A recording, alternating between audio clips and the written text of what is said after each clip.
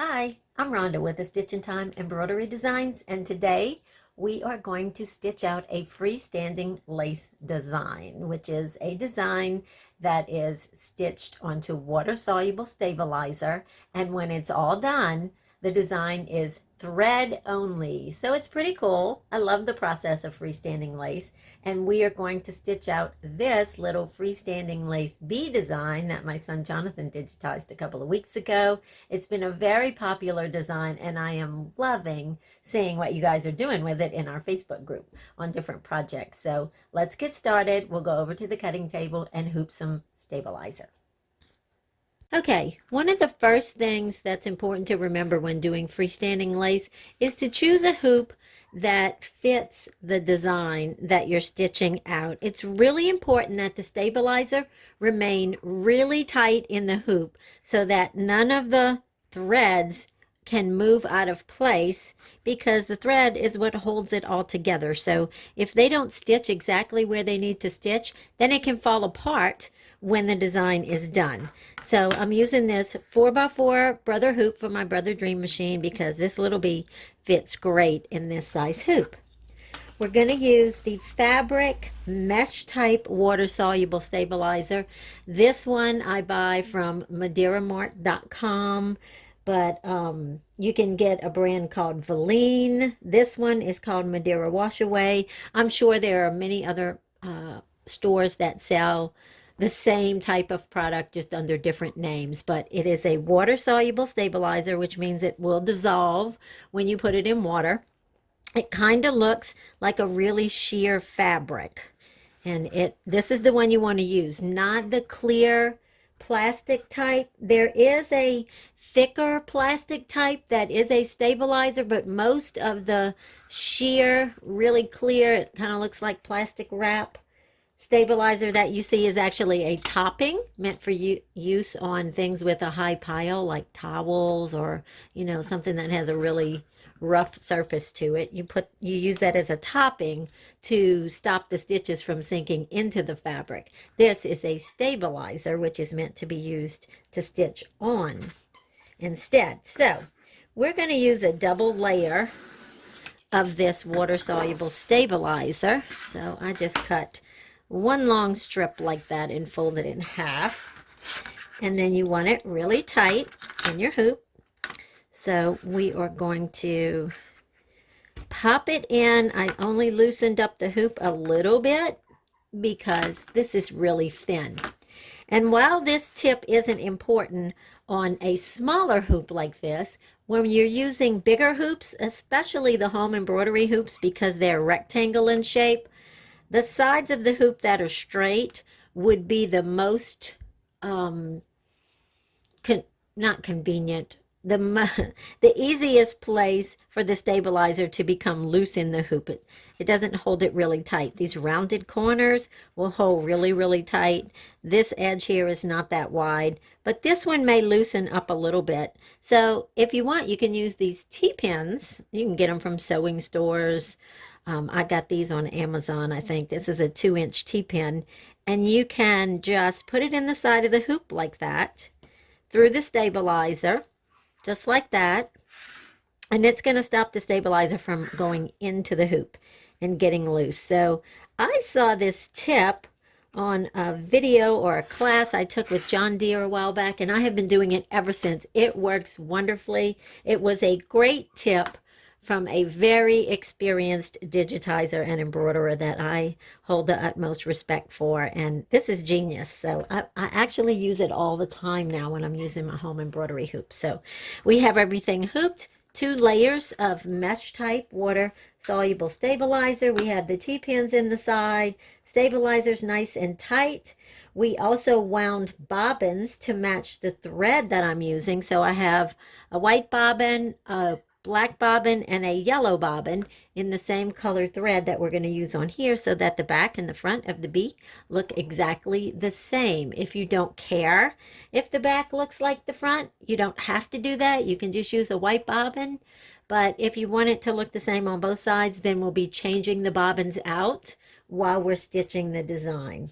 So let's take it over to the machine and we'll get started.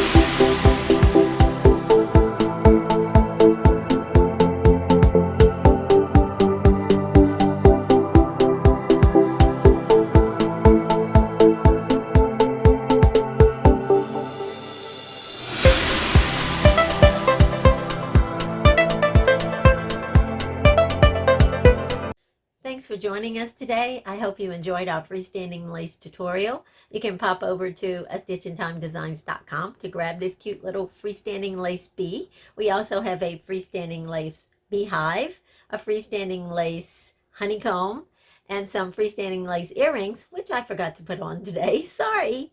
And some cute little freestanding lace bees that are much tinier than this one. So whatever your project is involving bees and honeybees, I think we have enough different options for you to use to create some pretty cool stuff. We'd also love to have you join us in our Facebook group at Embroidery Room Reality. See you soon.